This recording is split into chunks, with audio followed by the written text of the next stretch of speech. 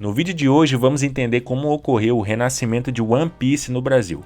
Um anime que já está no ar há mais de 20 anos, mas que se provou ainda muito querido pelos fãs. Vamos ver como a dublagem e os criadores fizeram a história alcançar uma nova leva de fãs muito apaixonados no território nacional. Então não sai daí que a gente já vai começar.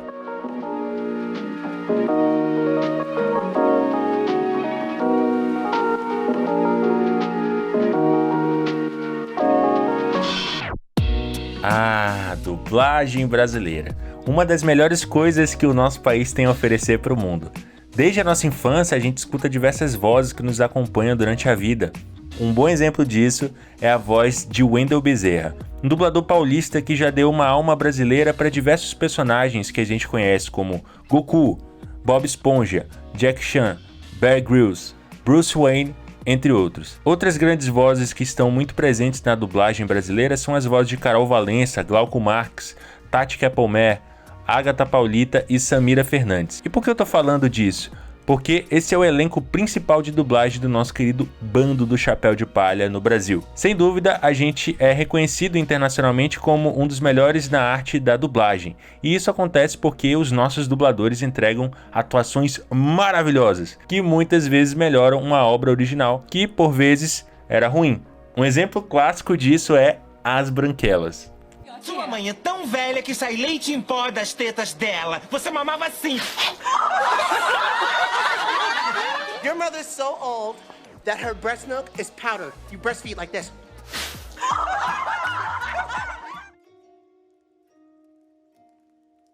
Em 1975 nasceu Eiichiro Oda, o criador do universo de One Piece.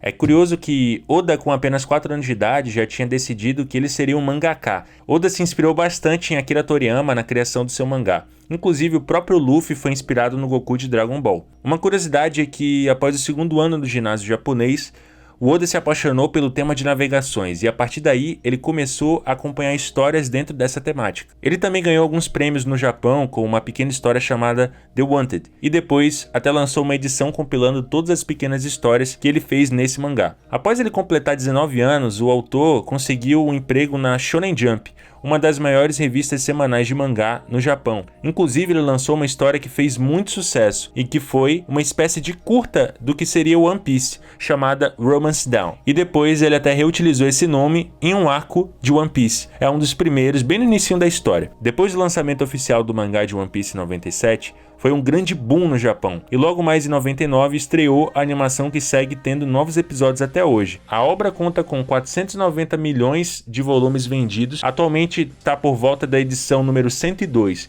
e 1033 episódios até a data desse vídeo. A trama de One Piece é simples, mas ao mesmo tempo complexa. Basicamente a história é sobre como Luffy, o Homem Borracha, vai conseguir se tornar o rei dos piratas, e para isso ele vai precisar encontrar o One Piece, o tesouro de Gold Roger. O mais interessante é acompanhar a jornada dele até lá e ver como a tripulação dele vai crescendo um a um.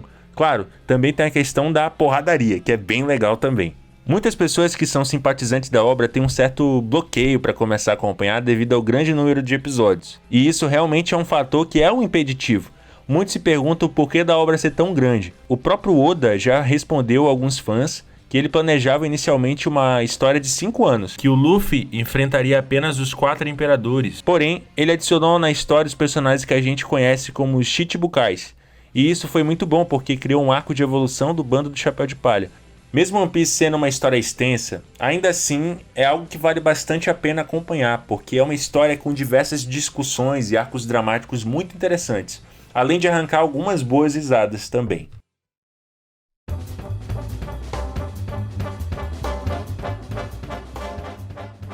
Em outubro de 2020, a Netflix anunciou a chegada de One Piece com uma nova dublagem no Brasil.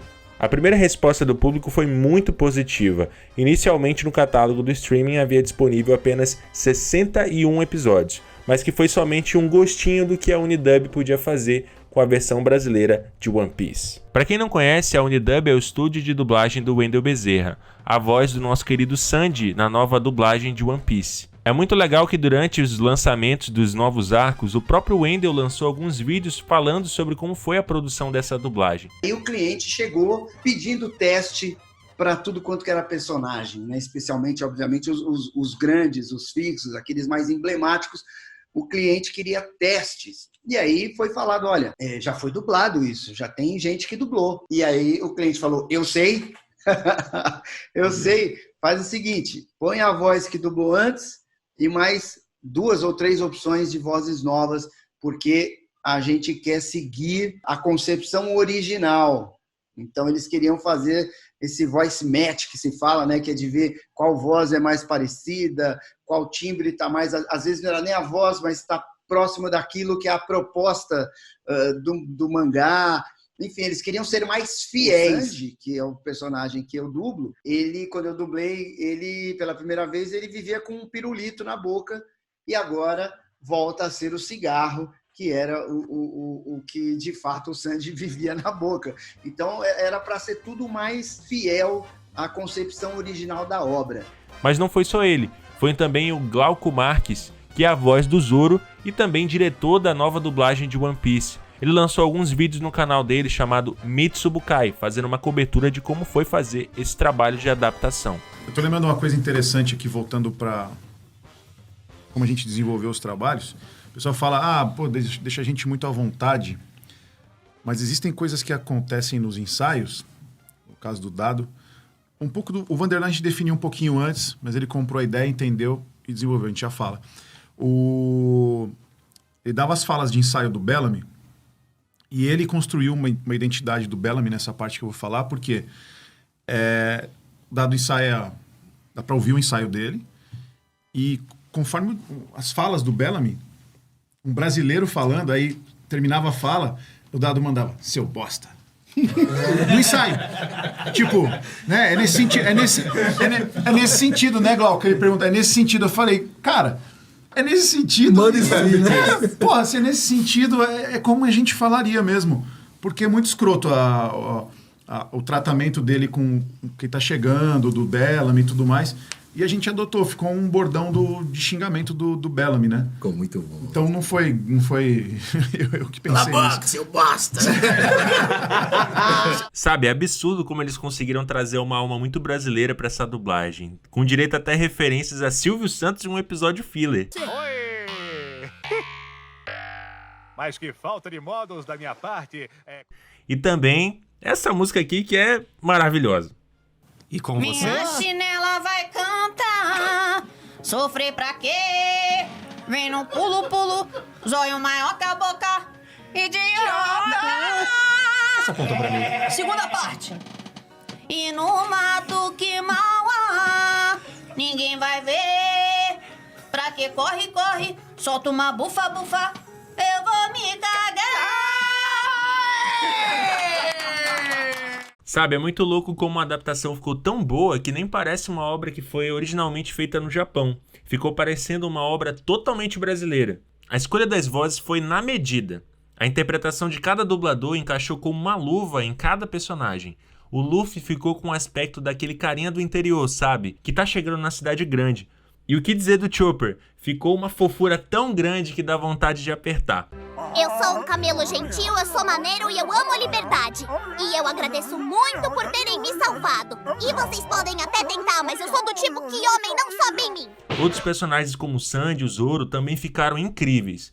E até mesmo a risada do Barba Negra não deixou nada a desejar. Como que é a risada dele, Vanderlei? Acho que é mais ou menos assim. Cambada de vagabundos!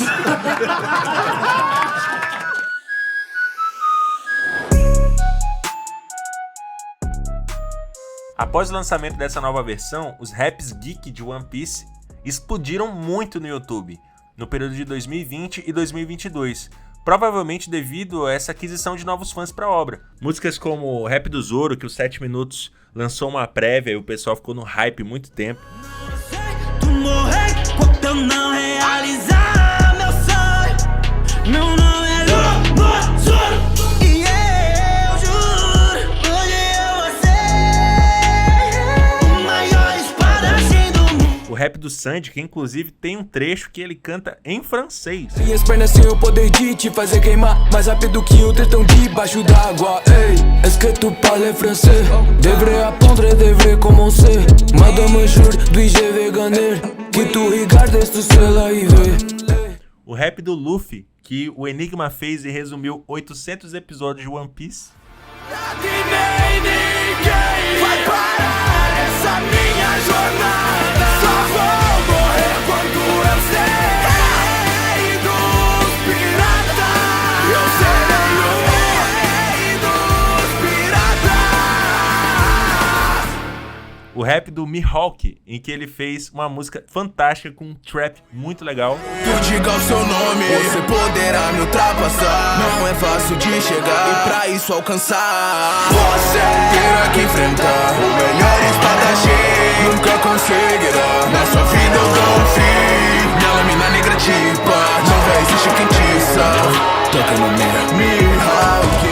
O rap do Barba Branca Irá Tremer, do Marquinhos, que é basicamente um rock and roll pesado e muito legal. Filho meu, de mim será retirado. Veja toda a frota no horizonte à sua frente. Verão todo o meu poder, que o mundo todo irá tremer. Eu não acredito que com isso você mexeu. Declaro guerra ao mundo se tocar em um filho meu. Respeite todo esse mal. E diga, filhos, eu quero chamar. O mundo conhece a minha fama. Eu sou Sem dúvida, todo esse movimento dos criadores do YouTube gerou uma curiosidade nas pessoas que não conheciam a obra ainda. E é bem legal que os canais de Rap Geek, eles estão cada vez mais subindo o nível de produção musical que eles fazem. Eles estão fazendo um trabalho muito bom de divulgar as obras que as pessoas ainda não conhecem por meio de músicas que são interessantes. E esses raps de One Piece são muito bons mesmo. Eu mesmo fiquei com curiosidade de assistir One Piece por causa do rap do Zoro dos 7 minutos.